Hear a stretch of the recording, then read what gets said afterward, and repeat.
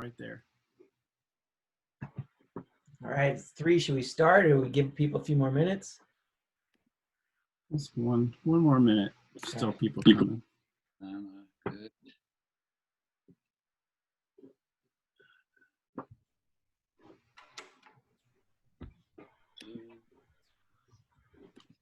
It's good. We got a good group coming in. 30 some, almost 40.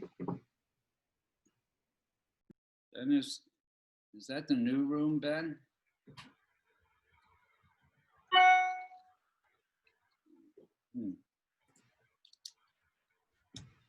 So yeah, if you just got here, and I'll say what I said earlier, which is if you have a question that you want to ask a bit later, we're just going to run through a few bits of information about that are specific to the film department for the fall and introduce some people, and then we're going to do some Q&A. So you can type those in the chat for later. But for now, let's kick it off with Mr. Liban, the chair of the film department. Hello, everybody. We're excited to have you coming to CU Denver's film and TV program. My name is David Liban, and I am the chair of the department. We just wanted to have this town hall so we can try to clear up any kind of concerns or questions that you may have. We are typically a pretty hands-on type of program, and we're doing our best to maintain that where possible. All classes that can be online will be online, meaning like lecture type classes, but the classes that will be designed, that typically require some degree of equipment usage or interaction with actors or other students, we are going to have a hybrid scenario, and we'll talk a little bit about that as well. Before I get too far into that kind of stuff, I wanted to introduce you to Chris Beeson. He's that guy on my screen. He's top left. I don't know where he is on yours. Chris is the behind the scenes, or actually in front of the scenes, administrator of the program. You want to be nice to Chris because he will help facilitate pretty much everything. Another person you want to be really nice to is Ben Hunter. Is Ben here? There he is. Ben is our cage manager, our equipment. You can see him. He's sitting in the cage right now. All that stuff over there is all the cage gear. Do you guys want to say anything before I move on? All right, thumbs up. Okay, is Andy here? Yes, I'm here. Oh, there's Andy. Okay. Andy? Andy is a current. Did you graduate, or you still here? Yes, I'm graduated. Yeah, I thought so. You just graduated. Now, Andy is one of our successful film students. She's now working in the CAM, the College of Arts and Media's office, and she can also answer questions from the student point of view. I thought, I'm looking here, I'm seeing one of 3 pages, but we have Jim Phelan, who is a faculty member. You want to just say hello so that you pop on in case someone's not using Brady Bunch. Well, hello to everyone, and welcome. We're looking forward to this semester, and we're going to make it work. Then we have Jessica McGaugh. Yes, I second that. Make it work. Hello, everyone. We have Eric Jewett. Hello, everybody. Welcome back to the next semester. I'm seeing Nate Thompson. You're double of me. Welcome. All right, I see Edward Tyndall. Hey, guys. I'm seeing Greg Volk. Howdy. Kent Holmcheck is invisible, but he's there. Yep, howdy. Let me see, Tom Calico. Hey, everyone. I see Andrew Bateman. Oh, hello. Donnie Betts. Hello, everybody. Hey, Donnie. Let's see, who else? I'm looking through my screens here to see who else is here from faculty. All right. I think if I didn't get everybody, we have more faculty. It's just not everybody's here right now. Let's see here. I thought what we'd start with is just sort of a description about how we're going to move ahead here. And so we have several scenarios of types of classes. So we have online classes, and they are being called asynchronous. So if you're signed up for an asynchronous online class, that means that everything is posted online and you can access it whenever you want to access it. Faculty can still be available to have online chats with you and that kind of thing, but the course in itself is going to be a self-run class, and there will be videos and other types of things. And we have a remote class or synchronous, meaning that there's still a specific time where you have to meet, even though it's going to be entirely done through Zoom. Okay, so those classes still have a schedule that you have to meet with. Then we have hybrid classes, and the hybrid classes are a little bit of both. So there will be some instances where you will come to class, maybe one half of the class will come one day and another half the other day. Some classes have a room big enough where the entire class can come at once.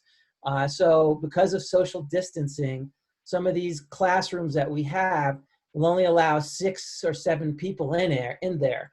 Now, that being said, we also have some other rooms next door, so maybe part of the class can go in one room and the other part can go in another room, so we can try to get as many people there together. But we have to be really conscious of trying to keep social distancing. Everybody needs to wear a mask and a lot of hand washing going on. So the gear-based classes are, and also acting and directing are hybrid. And then the breakout rooms for people that have already been to our program, we have 139F, which is the visual arts room, is one of them. And we're moving other classes around so that there'll be spaces to break out into. Ben and Nate, do you want to talk a little bit about the King Center 175 and what's going on in there in the mini cage? Nate, do you want to start or should I? Go ahead, Ben. Okay. So over the summer, there's been a little bit of work going on. Should I say a lot of work, but Nate's doing most of it. We've constructed a cage in King Center 175 that has all the equipment for lighting, grip, and sound, our intro class. So there will literally be gear that's for that class alone and for other classes to use if need be and put back. Nate, do you want to pick it up from there? Yeah, we've set up some curtains in there so that we can divide that room, which is like 3 or 4 times larger than our LGS classroom last year. We can divide it into 4 sections with light block for each.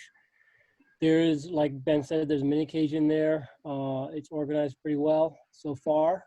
And again, it is mostly just LGS equipment, although we also have some door dollies and track and a big butterfly net in there as well. But most of it is strictly for LGS. And that's about it. There's a sink in there. There's a sink in there as well, and we're going to set it up so it'll be a hand washing station, so that you can wash hands as soon as you come in. And between using equipment, a lot of protocols for how we're going to take care of equipment so we don't spread the virus. Okay. Let's see here. Hey, Chris, do you want to talk about Super SAS and the reservation? So before you go into it, the checking out of equipment is going to be a little bit more complicated. And I'll let Ben kind of talk it through, but basically we want to avoid a cluster of people standing outside of the cage all waiting to pick up or drop off so that you're not clustered there. So Ben, do you want to talk about what the process is going to look like? It's going to look the same as if you were checking out beforehand with Connect 2, but there's going to be an extra step in there because we don't have what we wanted to do built into Connect 2. So we have this other site called Super SAS, is the best way to say it. It's a reservation site, so you can set up a 15-minute window to check in and or check out, and you're going to need to be doing both The idea is to avoid having more than one check-in or check-out at a particular block of time, because Connect 2 will let you overlap with as many as you want right now. And going forward, I'd like this to be the way, whether we have a virus or not. The hallway is going to also become a quarantine area, if you will. So we'll have clean gear in one half of the hallway and quote unquote quarantine gear in the other half. Yes, gear gets quarantined just like the rest of us. So after it's checked out for 48 hours, it's going to be in a designated location. We're still figuring that out, where it literally just sits for that time period before it comes back in the cage with the clean gear. So the idea is that you can contact us whenever you need to figure this process out, because I'm still learning it and we're still developing it. But the idea would be you'd put in an order like normal. You're still going to put the times in that you would in that reservation window so that Connect 2 knows when you're checking out the gear. But before you finalize it, go to Super Sauce and make sure that someone else hasn't picked those times for check-in or check-out. Otherwise, you're going to have to adjust your schedule a little bit. And we're all working on that. The other big thing is going to be cleaning the cart before and after you use it. So when you're done using it, you can clean it. We'll have some products, we're not sure what yet, to clean the cart and then give it back to us so that the next person can use it without worrying about if it's been cleaned. Let me think what the other thing is. We're also going to try to change up how we do gear inspection, both at check-in and check-out. I want to be able to see each kit. So the idea is you come prepared. It's all set and ready to go. And if you do it perfectly, you're out in 5-10 minutes. If not, and everything's jumbled up, we're going to have you put everything back the way it should be. That way I can know if there's something broken before it gets checked in, or if there's something missing, and I can leave it checked out to you so you can go find it. I think that's the gist of it. We're also working on a cage website where we're going to put all the protocols and links for all of this, because I've also developed a set of cage rules so that there is a standardization of what you're expected to abide by when you're renting the gear. More to come on that. Cool, thank you. And then the other thing I wanted to also make mention of is that the university policy for all of us, not just students, is that when you get to campus, you have to get an armband and they're going to take your temperature and ask you some questions. There's a document that you need to fill out online. Chris, do you want to show them what that link looks like? So you'll go to this website. It's, if you see, it says COVID checkpoint, if you want to put that in the chat thing so that people can copy it. But you need to do that every day before you get there. We're a little worried about the amount of time it's going to take for everybody to go through this. So if you have a class at 9 o'clock, I would advise getting there early so that you fill this out beforehand and then wait online and get your temperature checked and all that stuff. So we understand it's going to be a bit of a hassle, but the good news is that we can still meet in person and hold our classes the way we are hoping to. There's also a map online to where those places are where you check in. Let's see if we got that coming here.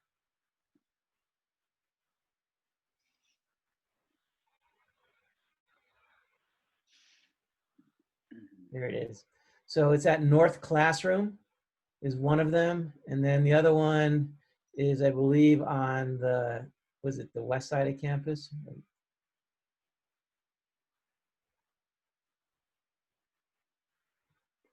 What building is that? That's the student comment. Oh, okay. Okay. Campus, yeah.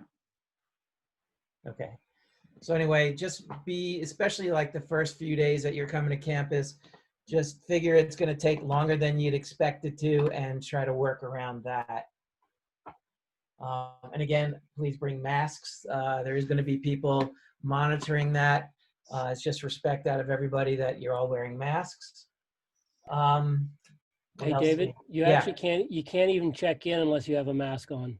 Oh, really? Okay. Yes, you have to be wearing a mask when you check in. Okay. Let's see here. What else we got? Oh, okay. A little bit about so SD cards. We have a new policy where we want you all to have your own SD cards, so that what we were seeing in the past were that people would shoot and then they would hold on to the card and then return the camera. And so without an SD card, the camera's no good for the next person. So instead of dealing with all that, we'd like you to get your own SD cards. Okay, now which ones to get, we can advise you on that. Ben can also tell you which ones to get and how to get them. You're also going to want to do it for all your sound equipment. So it's low-end cameras and sound equipment are all not going to have SD cards in the kit when you get it. Let's see here. We talked about returning the gear protocols. Do any of the faculty want to talk a little bit about, like some of the, maybe Eric or Donnie maybe, or Eric, why don't you talk a little bit about what you're planning for your acting class, and then Donnie, you can pipe in a little bit as well. Did we lose Eric? No, Eric is Okay. coming up blank. Okay. Uh, We can come back to you if you're still working it out. yeah, probably January. Can you check back in with me in January? Yes. So far, I'm intending to do most things online, synchronous with the current time. And I'm still figuring out how we're going to do it. I mean, we had some success this spring acting for the camera, which happened to be in our computers. So we'll be doing that. The same with the directing class. More to follow. I will say that the acting and the directing classes we put them in the community theater. So I believe those rooms hold 20 or so. So I think the entire class could potentially meet there. But we also understand that if somebody is feeling insecure about going to campus for whatever reason, please be sure to talk to your faculty member and just say, we will respect your desires on what you want to do. Those classes are being held hybridly because we think there's a certain degree of face-to-face, which is beneficial, but of course, we want you to be comfortable and make sure that you don't get sick or spread it to anybody else either. So we definitely want to acknowledge that. We've also purchased a camera system for both the KC-175, which we're calling the LGS room now, and H, where all the acting classes will be. We worked with IT we have to buy these fancy camera systems. So like David was saying, if you don't feel like you can be in that room, we have an upgraded version of Zoom to use in those two rooms. Have we tested those yet, or are they still on order? Still in order. Okay. I intend to record all my classes, and whether or not I put them up simultaneous with the class or not, I'm not sure yet, but every class I do, I intend to record in some fashion so that people can look at them, either to be determined, either during the time it's being done or afterwards, so that anyone can have the opportunity to stay home should they be uncomfortable coming to class, in an in-person class. I just want to reiterate what you said, David, because I feel the same way. I don't want anyone to come to class if they're not comfortable or if they're sick. But every class will somehow be available. And Donnie, did you have ideas yet what you wanted to do? Well, yeah, well, just leaning on Eric a lot. That's what I've been doing all summer. Try to see what he's been doing in the past. So that's what I've been doing. But I plan to, like Eric, try to record every class so it's available, because I may not feel comfortable myself attending a class. So it's available to any of the students that want to. Now with the acting class, I think the number is small enough that we could do it in person. for everybody who feels it's comfortable to come in person. The directing class is something different. It's a larger class.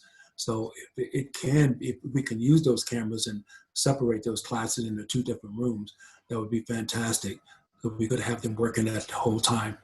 Now, I'm not familiar with the cage and everything else like that, so I don't know what's equipment's available. So what the directing classes normally use, what type of cameras, and you made the cards and that sort of thing, because I haven't been in this campus in 10 years. So Ben, can you enlighten me a little bit what's available? Yes, I We'll can. share the whole thing with you. Yeah, we'll share the inventory with you.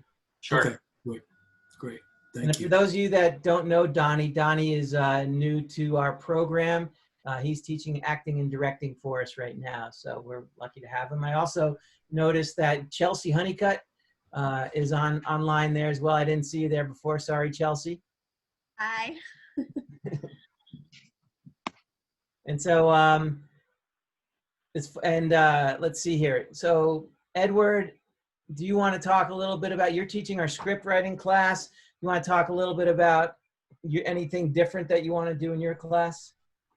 Sure. I mean, I think we're in a good position. I mean, obviously it's preferable to teach the class in person, but we had a lot of success with the writing workshops in an online environment. I mean, we'll hold the class at the same time through Zoom, and I think we'll be able to just continue the workshop strategies as we would in person for the most part. So I don't think there should be a tremendous change there.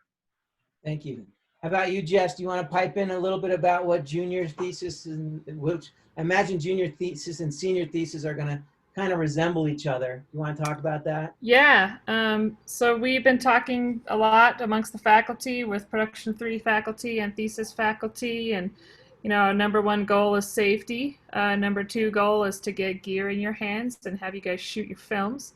So we have a couple of options, couple of scenarios, and students have been very vocal on kind of what they would like to do, what's comfort level, and how we're going to organize this. So it's a collaboration amongst faculty and students to get the films made safely.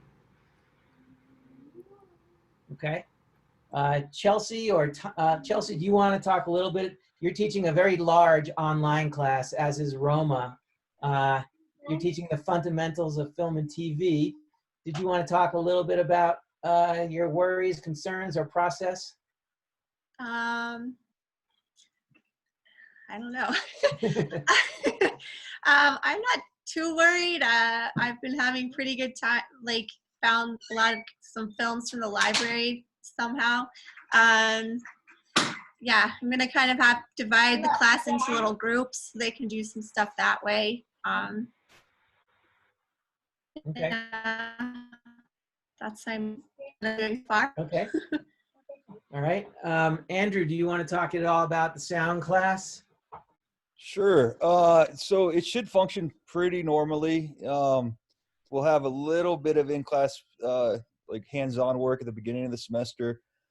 And then mostly will be synchronous for the rest of the semester with the potential of some small group meetings. So we'll have 5 or 6 people in a class when we do meet. The cool thing too, which I discovered during Links Camp, is in Zoom, we can actually take over your screen and move things around. So like an audition or something like that. So it should function pretty well. I'm not too worried about it. We all have different sonic spaces, so we're going to lean into that.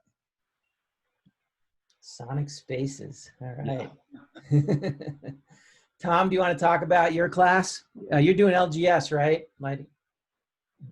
Yeah, I'm doing LGS with Jess and Nate in different sections. I was just going to turn over to Jess. Do you want to kind of talk about our plan for what we've got going so far for LGS this semester? Sure. So Tom and Nate and I have been meeting quite a bit this summer to try to figure this out. This is kind of the difficult class of the semester, I believe. Again, number 1 concern is safety. Number 2 concern is getting gear in your hands. So we have a couple of options. The way that we're looking at it right now is that the class will be split in half. That half the class comes 1 day a week, the other half comes the other day, and then when you're not in class, you're doing asynchronous work. We're not adding work to the curriculum, we're just rearranging it.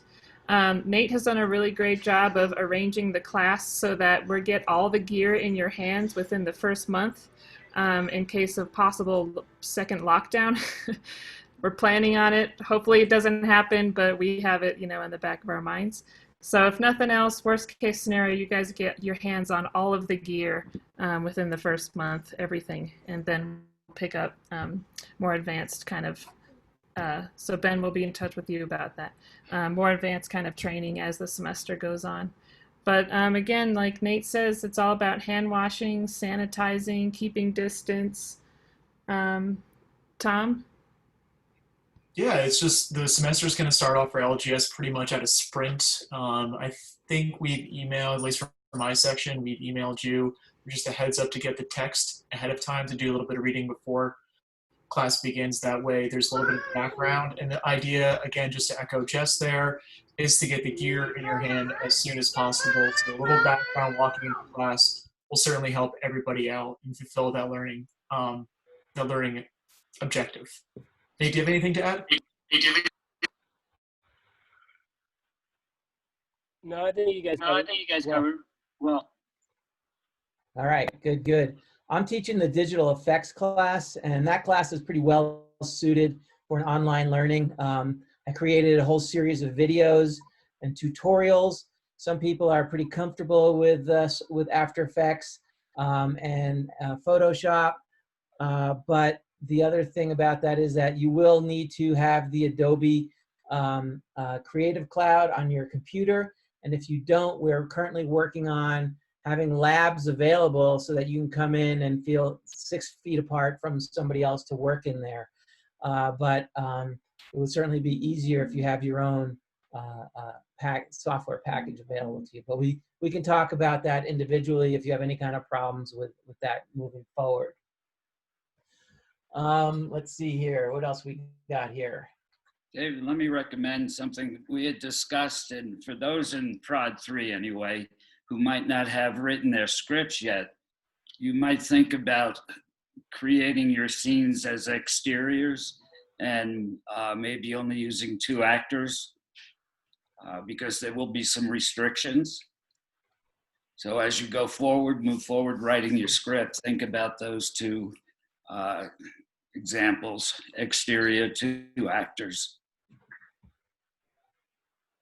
Okay, good. I will deal with that as we come, and we want to make sure that you're making the films you want to make, but we are trying to replicate the protocols that have been set up by Screen Actors Guild and some of the other Hollywood organizations on what they're doing or what they're planning on doing when they are back doing production. So we're trying to replicate that. Let's see here. Chris, what are we missing? I think you did a great job of hitting all the main points. Okay. I didn't want to undersell all the work that Ben and Nate have done this summer, reconfiguring the cage and reconfiguring 175. They're totally different now. They're completely different spaces. They're much more organized, and so kudos to you guys. Good. Thank you for doing that, everybody. I wanted to introduce you before he leaves, Mark Rabideau. He's our new associate dean. Everybody welcome Mark. He's our conduit to between the departments and the upper administration, and he's an advocate for us. So we're really lucky to have him on board. So thank you for being here, Mark. Really nice to see everybody. I'm looking forward to joining you on campus sometime not too far down the road. That'd be nice. We also have our advisors, and Dave Walter is here. So we have Dave Walter and Karen is here, one of our advisors. You guys want to say anything? Hi everybody, welcome. I know it's maybe not the semester we all envisioned, but I think your faculty have done an amazing job to make sure it's going to run as smoothly and as wonderfully as possible. And just think of all the great, amazing stories you'll be able to tell as a result. That'll certainly be a semester to remember. So happy that you're all here. And I know we have some of our incoming students that are with us today. And we're so happy to welcome you to the program. Also, Craig, I see you there as well. Did you want to talk at all about the classes and anything you're doing different? Well, there's not going to be much different, except it's going to be like a virtual writer's room, and they'll write and write and write, and writing episodic. All right. Good, good. I had something else here we wanted to talk about.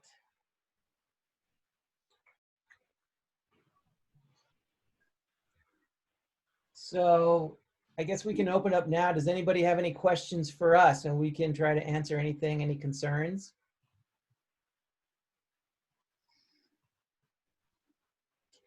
Oh, You can either perfect. type them in the chat or just pipe up. Well, if you just want me to pipe up, I'd be glad to ask. So I think in an email I saw earlier, I noticed that there's like an additional role now for students that's like basically a sanitizer guy role. Can you go in more in depth about that? Yeah, we're gonna kind of work that out with your faculty members. So basically, you know, like we have a DIT person now. Now we have somebody that is dedicated to making sure that everybody's keeping their distance, and maybe that person is also handing out cleaning supplies. And we don't really know exactly yet how that's going to function, but I think a lot of it might work itself out during one of the class times, maybe in junior project or senior project, when you guys are getting ready to shoot. We'll just figure out what that means. But just as an idea, I found out that, you know, the Screen Actors Guild have, they now are requiring that you have an extra person on set who oversees that food is kept separate and covered, and you know, things are being cleaned. If you're a camera operator, you operate that camera, and if you're walking away and someone else is going to use it, you got to wipe it down with a antibacterial thing. So that's kind of the deal here. I don't know if that answers your question well enough, but. Oh no, that's good. That's good. Okay. And don't forget that somebody has already wiped the camera down. If you're using the camera, wipe it down before you use it as well. Yes. Dave Walter wanted to know if there, besides acting, sound, and LGS, are any other courses on campus or hybrid this semester. I think that's all of them. David, are there any more? There's also production, filmmaking for non-majors, which some majors will occasionally take. I don't know if Mark Herlinger is on here with us. And Cam Films, I believe, is hybrid. Cam Films is the other one too. Tom, do you want to, Tom and Jim, do you want to talk a little bit about Cam Films? Yeah, the plan for at least my section is still coming together. We're trying to find a topic to pursue before the semester begins. I've sent a couple emails to those who already enrolled, just to kind of get them prepared. I think a lot of how the semester is going to be won and lost for that class will happen in the next couple of weeks. So just keep checking your emails. There are still some slots open in that class if you'd like to enroll. I can send my email to anybody who's interested. Just send me a private message. But Jim, I'll turn it over to you. Excited to hear how your section's going. I'd love to hear we're looking for help with some editing. This semester for the CAM class, we're going to be doing the continuation because COVID hit prior to the end of the semester last year. We weren't able to finish editing and shooting a lot of B-roll. So it'll be pretty much completion of the previous 2 films we were working on. Great, thank you. Also, just an FYI, if you need another class and if you have not yet taken Culture of TV, which is FiTV 1200, that's a class that is being offered, which is normally a spring class, but we're offering it this fall for some people that maybe they need the class or they don't want to do a hybrid class. So just be aware that's available as well, and that in the CAM Films. You see any other questions there, Chris? Does anyone want to talk about junior or senior thesis? I think Jess did. Okay, covered that. And I know we have a mix of new students and returning students. So if we're using any terms or there's stuff that isn't clear in the way that we're describing, like LGS, obviously you're all taking lighting, grip, and sound. but everyone just says LGS. If there's anything that we're glossing over that you want to know, please ask. I'm looking through the questions now. Let's see. There's a lot of questions about gear. I think we covered a lot of that. I can answer Ariana's question if you want. Mm-hmm. First, let me read it so everybody else knows it. When the equipment is brought back to the cage and left in the quarantine side, is it going to be cleaned? The answer is yes. Everybody that's going to be helping me out, we're all going to go through, clean the gear as thoroughly as we can. And then the quarantine is to help with what we can't, because we weren't able to get the type of cleaner I would have wanted. And there's the chance that even cleaning will not completely get rid of the virus. So we're doing both to help with that. They also say that, I mean, we're still going to take precautions. The likelihood of getting the virus from an object is low, but it's not risk-free. So we want to acknowledge that. Cassie asked about making sure everyone goes through the checkpoints. I mentioned it earlier. They're going to give you a wristband once you've identified that you've gone through the checkpoint. So you just have to allow enough time to do that. Let's see here. Just the north building, huh? And No, there's one in the Qdoba building. On way west, yeah. I wanted to hop on there with ND's question and Dave's response, which is, if you have classes that are hybrid and then online, the reason that we set up extra labs, we moved our computers around and have 2 extra rooms full of computers is for situations like that, as well as if you just want to come in and work on our systems.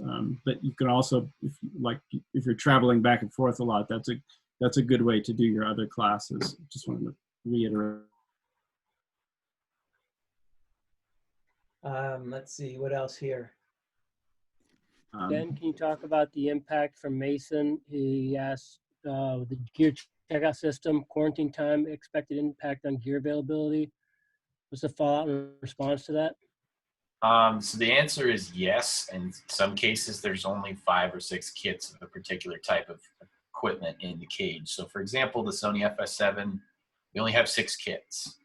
I've been told that it might be possible that we're going to shoot less projects because of the risks involved of on-set safety. So there's a possibility that they'll balance out and that we'll have as many as we need in a particular weekend. But I can't stress enough that if you're going to shoot the same weekend as somebody else, you may run out of gear because there may not be enough from 2 days before. But I'm going to do the best I can to try to work that out. In general, I expect there to be enough for everybody to use what they need. You may not get a specific light, but we'll make sure that you have what you can to make it.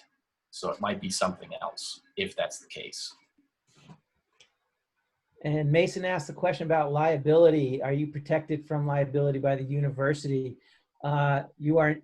The thing is, there's really no way to do that. If you feel like you're at risk, we're asking you not to come and do it from afar. Because there's no one has said to me that the university is going to take responsibility if we get sick, if you get sick. So it's if you feel like you shouldn't come to school because of that, then you probably shouldn't. That being said, we're taking every precaution we can. We're following the CDC guidelines, and we're minimizing contact as much as possible. So I hope you decide what is best for you. Can I add on to that? Yes. How do like hiring actors from outside of the program fit into that? That's a good question. We don't really know how that works yet, other than what they're doing in Hollywood is everybody's wearing a mask. They're being checked beforehand that they don't have a temperature. You ask them the questions about have they been exposed to anybody. So you do your best to minimize exposure of people on your set. They wear a mask until they're actually shooting. Where possible, try to cheat it 6 feet apart, except for those instances where you have to have people face to face. I guess you can work that out with your faculty to figure out the best way to manage that. But I would recommend being as creative as possible, but we definitely want you to shoot. We definitely want you to have actors, but it is going to be tricky. There's no clean way to do this. What is your comfort level with it, Mason? I don't know. Okay, fair enough. I don't really like the idea of students being in charge of like the health and safety of other people, especially people that we are bringing on outside of the university. I don't know what the response to that or what that looks like. I don't know. That's a valid concern. You know, we could talk about that as faculty, and maybe we could figure out having somebody on set who is a staff person or something. But at this point, you know, if your shoot is 12 hours long, I don't know if we can actually find a staff person to be there for that amount of time. But I will stress that to the faculty of the junior and senior classes to make sure that they figure out a protocol on what that position looks like. And we can talk about that in our faculty meeting and try to do our best there. But your concerns are things that we're thinking about as well. We don't really want to trust the student to do that.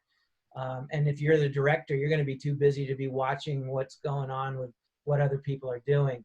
So, you know, the main thing is to really reinforce with everybody on your crew how serious we want to take this. Because I fear that if you know, some people refuse to wear a mask, then we're going to get shut down because of their negligence. So, you know, if you see somebody on your set who's not following protocol, kick them off your set. You know, that'd be my first step. But it's very complicated, and we're in a tough situation because what we do requires us to do this stuff. I don't know if that makes you feel any better, but we're gonna put some more thought into it. Okay. Thank you. Yeah. Hey, Craig or Edward, do you want to address Lucas's question? Sure. I can jump in real quick, and maybe Craig will have something to add as well. So, yeah. So basically, at least for my sections of the fiction class, we'll be doing you know, workshops in the Zoom environment where we'll be doing table reads and then having workshop discussions based on those table reads. Okay, thank you.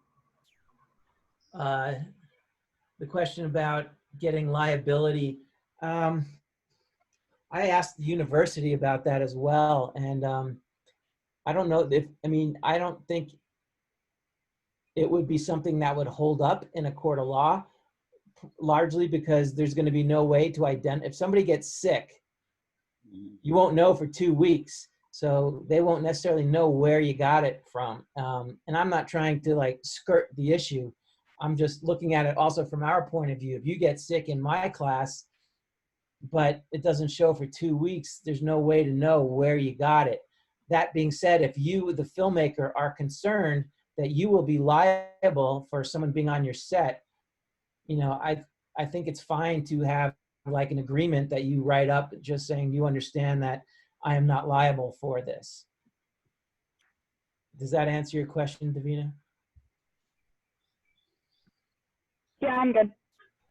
Is that, I don't know if it's satisfactory of an answer, but I don't have a better one yet. I was on one set recently, and they just had another contract along with like the actor image and being on the crew set, just a contract that says you can't be held liable if you think that it's for that set. Do you have a copy of that by chance? No, but I can get one. That'd be helpful, because maybe we should do something like that. So I want everybody to feel that they are safe in every way as well. Let's see. Can department make forehead thermometers available for the shoots? Chris, do you know if we're getting those?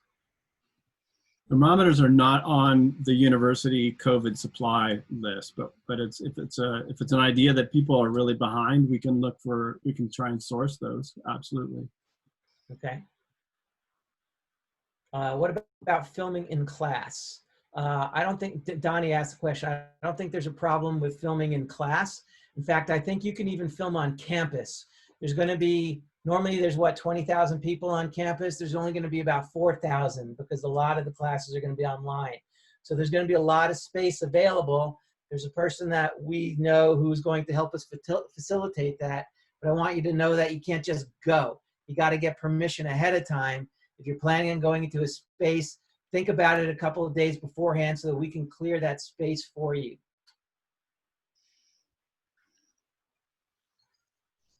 Let's see. Any other questions I'm missing here? Yeah, hey David, I think we missed one. I'm looking for, oh yeah. Any class that falls in both semesters, Prod 3 or thesis, what will be the plan if we go into a second lockdown? That's a good question. Jessica? Yeah, lockdown. So yeah, so in the thesis class, we have a couple of alternative assignments that we have available to students. We also have some things that we'll bring into the spring semester. Either post or anything that's not involving groups. But yeah, we're prepared for mid-semester. Apparently my daughter's hungry. You prodded her as soon as you got that question. So let me try to, Jim or Eric, do you want to kind of fill in for Jess on that question? Yeah, let me take over. Okay. For both the fall and the spring, Production 4 is offering alternate opportunities. So if you are comfortable shooting on a crew, on a set, then that option is available. We're going to limit the crews to 4 people only. So you'll have to do everything: lighting, grip, sound, camera, directing, producing, ADing, all those things. 4 people have to cover those jobs. True independent filmmaking. If you're not comfortable being on a set, and so far it looks like that is a significant percentage of the senior class, there will be solo projects available. And those range from making a film with your iPhone or from the cage, but you have to do everything yourself, to doing writing, doing script coverage, all the alternate jobs that the film business offers. We're going to try to accommodate those. It'll be challenging to figure that out because everybody has different needs, but we will make every effort to allow people to work on the solo project of their choice. That's for the fall. The solo projects certainly should be able to be carried on whether or not there's a second lockdown or not. That's up to you to plan your own solo project so that it's able to be done. In the spring, that's all about post-production anyway, which is entirely done on your own anyway.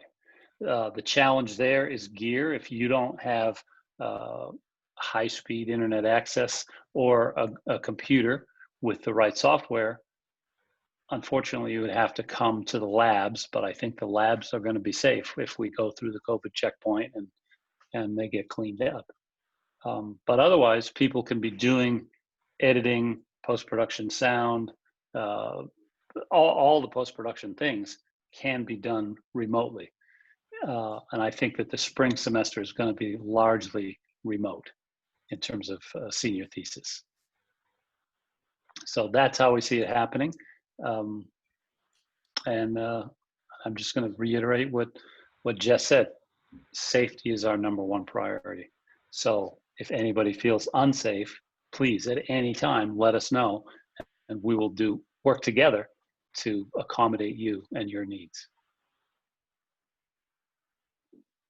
I just want to add one more thing to that. You guys, all these students out there, you're all filmmakers, so you know what a backup plan is. And I think everyone just needs to have that in mind, that we have a backup plan no matter what environment we're in. We just have a very different backup plan now. So just when you're getting ready to shoot your movies, just have that in the back of your mind, that plan. What happens if this? What happens if that? And I also want to point out, and nobody can see the future here, but there's a lot of positive things being said about a vaccine. If a vaccine does come through in the spring, like in January or something, then there might be opportunity to do some reshoots with that, have a bigger crew or some other options. But again, like, we know little about when or if that's going to happen, but we want to kind of leave all options open to make sure you're feeling like you're doing the things that you want to do and feeling safe at the same time. I also want to add something slightly different, which is Andrew Bateman recommended that I watch Homemade on Netflix. And I think it was a really good suggestion. I've seen 6 of them so far. And these are films, they're short films. They're exactly like the kind of thing that we do here at CU Denver. But all of them were made either remotely, so they filmed via Zoom, or one person did it, a solo project. And there's so many, they're different kinds, but every single one is really terrific. And I think an excellent example of what can be done with one person and a camera and still come up with great filmmaking. And I think that this is an opportunity for us to think outside the box, do something different, to think, use our disadvantage to our advantage and create accordingly. Kent says, every film program in the country is in the same situation. And I think not only film programs, but the professionals also. And everyone is going to look at the films that come out of the next year with a new point of view. They're going to look at them knowing that they were made with great restrictions. So there'll be some leeway given to maybe the fact that you didn't have a 30-person crew shows in the technical aspects, but are you still telling an interesting story? Can you get the audience to really sit up on the edge of their seats and pay attention? That's really what we want to focus on. Whether it's perfect technically is not going to be the issue for the next couple of years. It's good storytelling. And I think we have a lot of that here at CU Denver. A lot of talented students ready to tell good stories. I agree. And ND, I think that might answer your question that you just posted. No, you are not. You will be less reliant on large crews actors, and docs and reality is fine. Just figure out what your story is. And I think, innovation is the key here.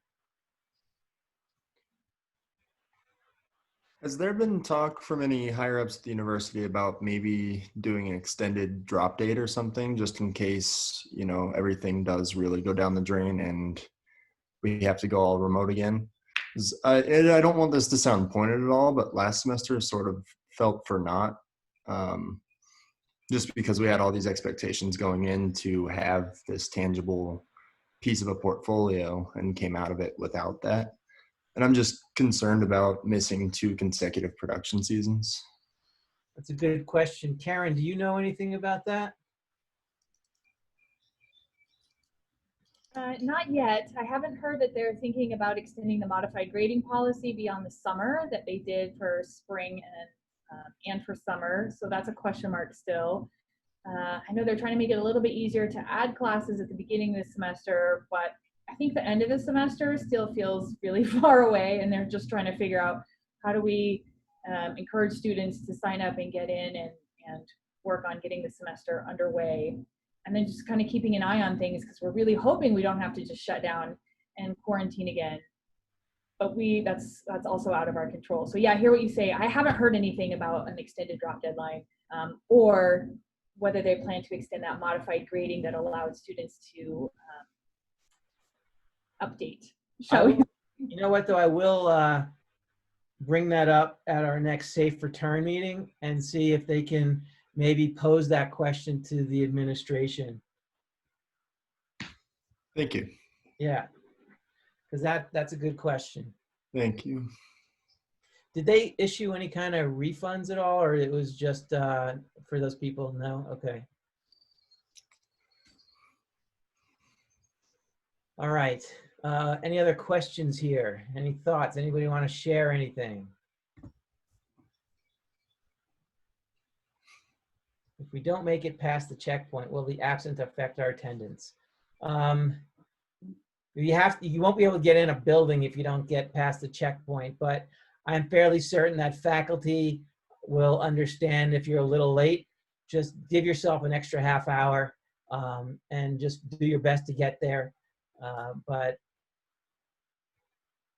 I don't think it will, we're gonna do our best to try to be as kind as possible because everybody's making concessions to make this work. David, I think Chris's question is if he has a temperature, and they won't give him a wristband because he has a temperature. Yeah, Christopher, is that yeah? Yeah, you go home.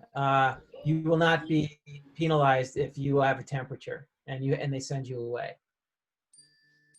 And the faculty are all here. They're hearing that, and I'm sure they would have done that anyway.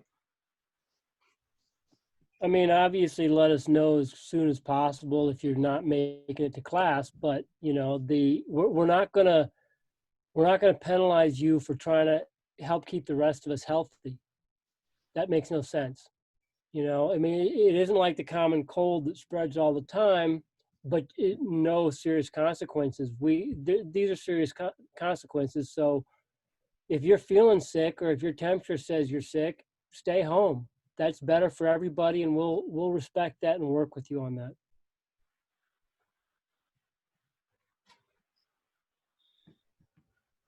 If I may ask real quick, considering that even though the campus is expecting to have only about 4,000 students on campus, supposedly this semester, are we planning on getting more checkpoints, or are there only the 2?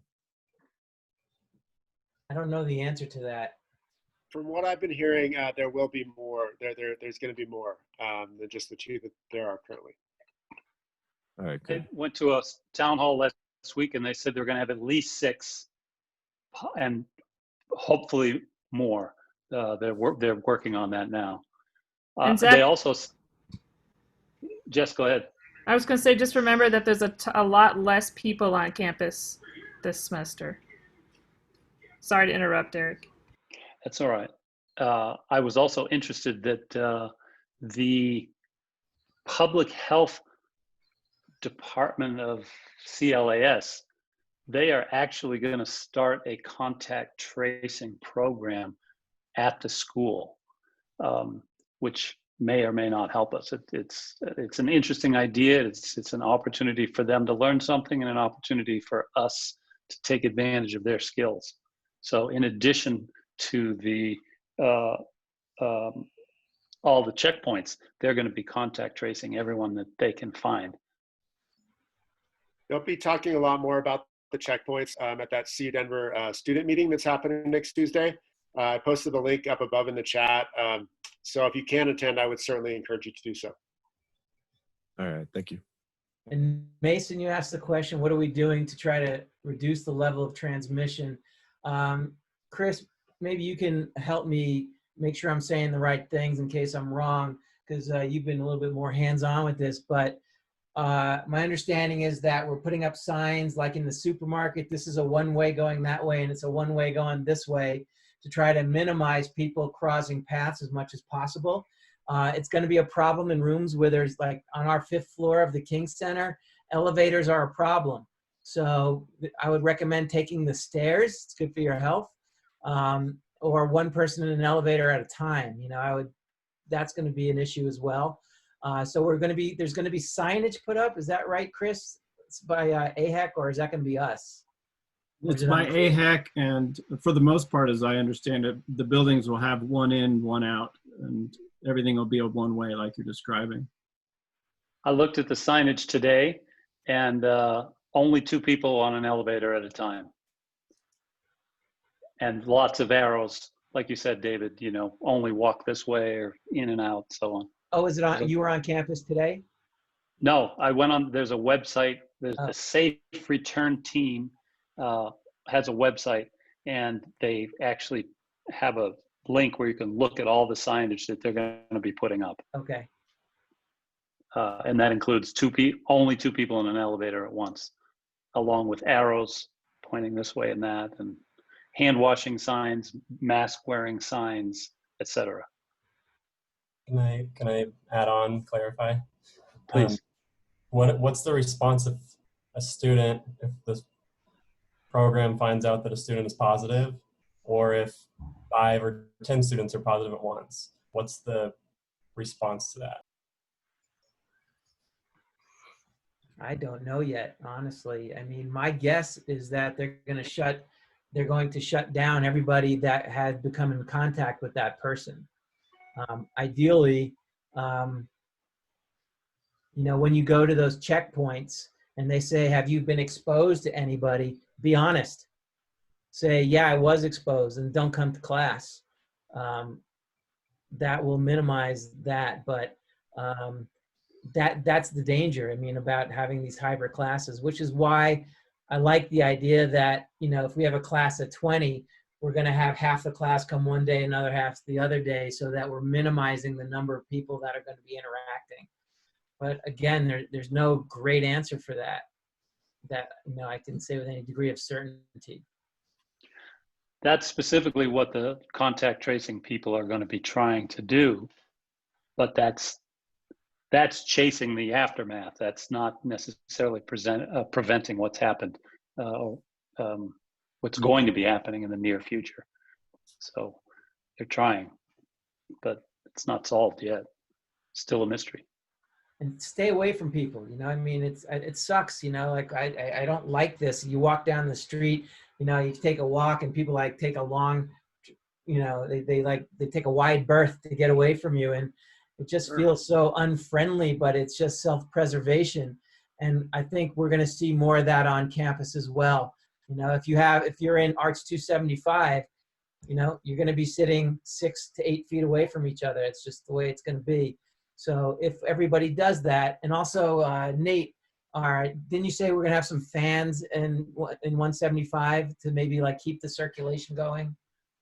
Yeah, I've got some squirrel cage fans I'll try to set up and at least push the air up, because we've got a 20-foot grid and another 8 feet above that. So if we can push the air up and out and let it dissipate, even if it's not fully leaving the room, but we'll also try to keep some doors open back, maybe a back hallway. We just have to make sure we lock them up afterwards. So, because the campus does have an issue with homeless people seeking shelter in doors that are left unlocked. So I'll go over that with LGS teachers and anybody who's using that room for how that's going to work. I don't know about other rooms.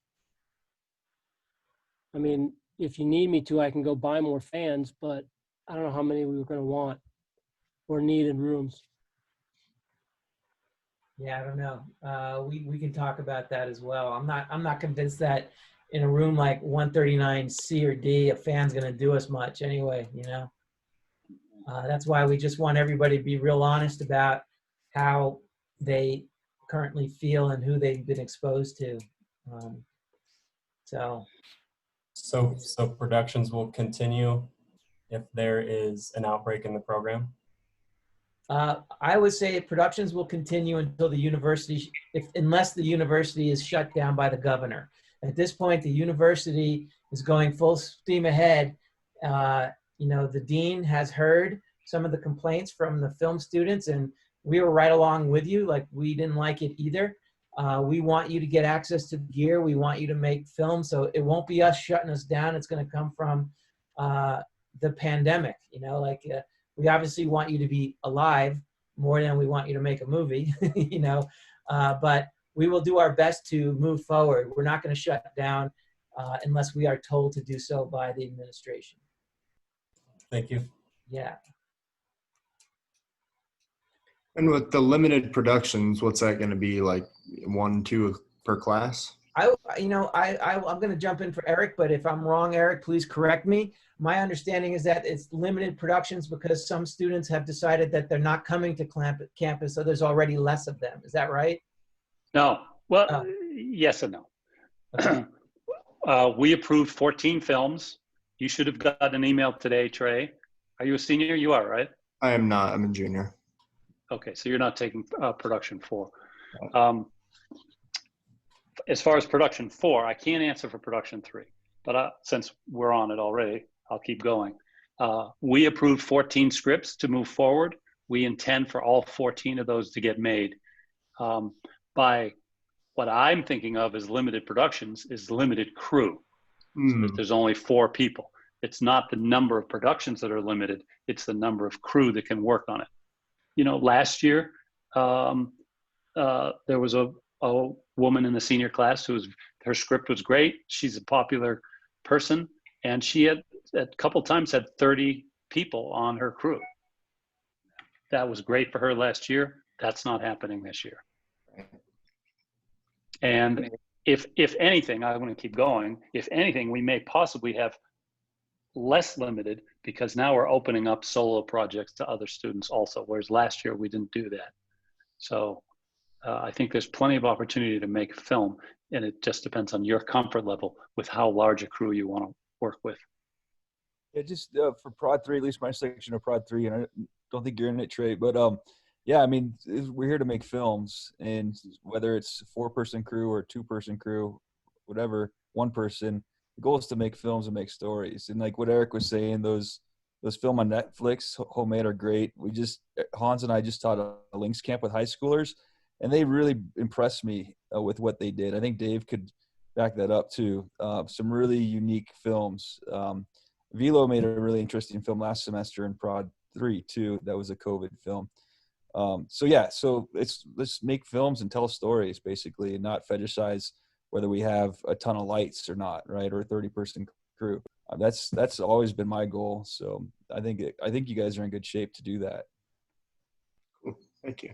And I'll support just that. You know, with a 4-person crew, we could actually have 2 or 3 out during a class shooting, working on a script, you know. So put it all into the story.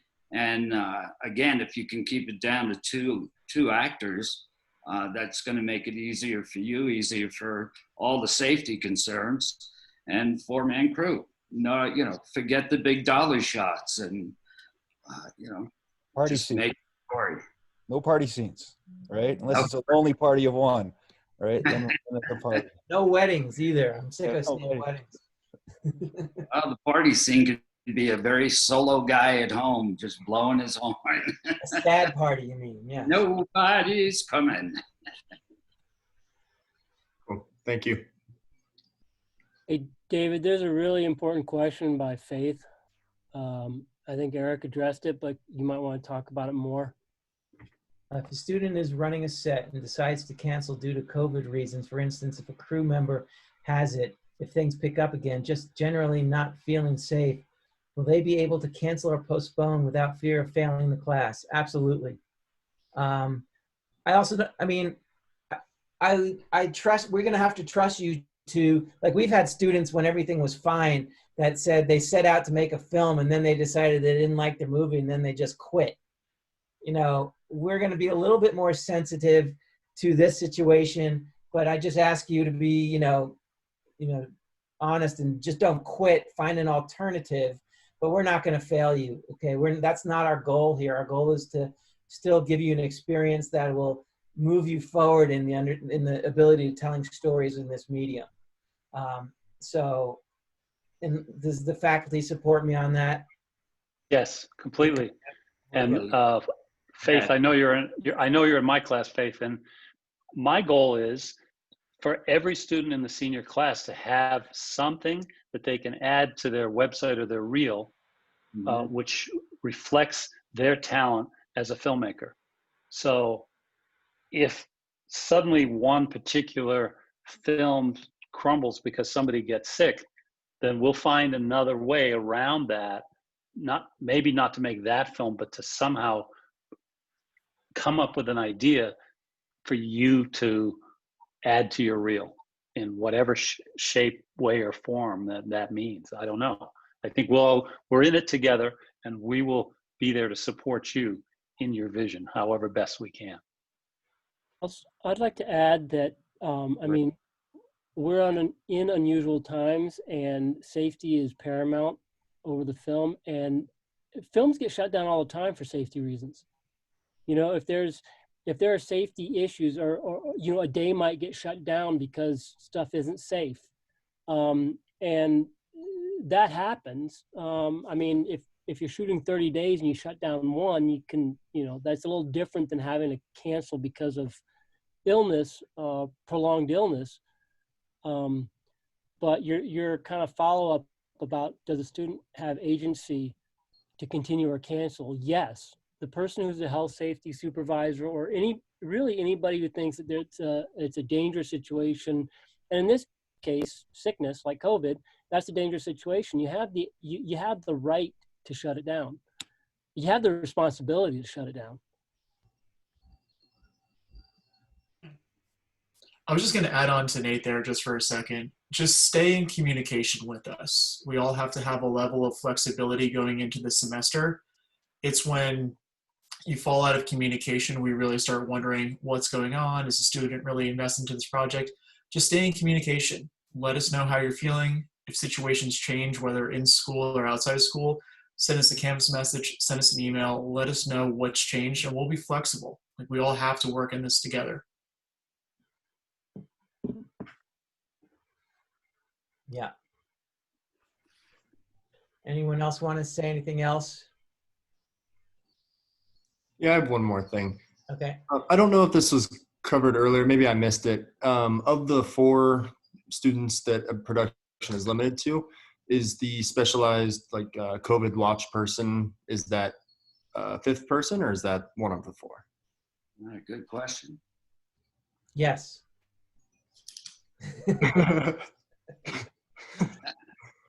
I don't know yet. But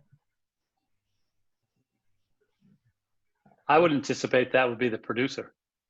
Okay. But again, we need to talk about it more amongst ourselves as faculty. More to follow on that, I think. we want you to feel like you can do what you want to do. You know, 4 people is thin. If you're doing a documentary, that's reasonable. If you're doing a fiction piece, it gets a little bit more hairy with 4 people. But there's those 60-second documentaries, those profile pieces. Like, you know, there might be a series of shorts that some people choose to do, you know, instead of doing, you know, the big project. But, you know, if you're planning on doing your script, we'll figure out how to do it, even if it means maybe pushing it back, you know, until you feel like we can do what you need to do. Awesome. Yeah. All right. Anybody else have anything they want to add, questions or anything? We're going to do our best to give you a good experience, and we're here to support you. We want you to make movies. We want you to get jobs and enter the industry and keep the industry alive. It's suffering right now, so we all want to get out there and do this stuff. Can I add something real quick too? And Trey, I think this addresses your concern from earlier, or was it? It might have been Mason. Last semester we had to change teaching the classes during mid-course, right, and try to adapt to online learning. Now we have time to prepare as well, and each of us is thinking through this even more clearly. We know the online resources better, so in our job is to provide a quality education for you. I know each one of us as faculty have been thinking about that and how to do that. So it's not going to be like last semester where we just start off and like, okay, how do we do this? So it's going to be a lot better, that's my opinion. Awesome. All right, everybody. Feel free to email me or call me if you have any kind of questions. We're hoping that everybody stays safe and well. Wear your mask, and we'll be seeing you pretty soon. Take care, everybody. Be safe. Stay healthy. Stay amused.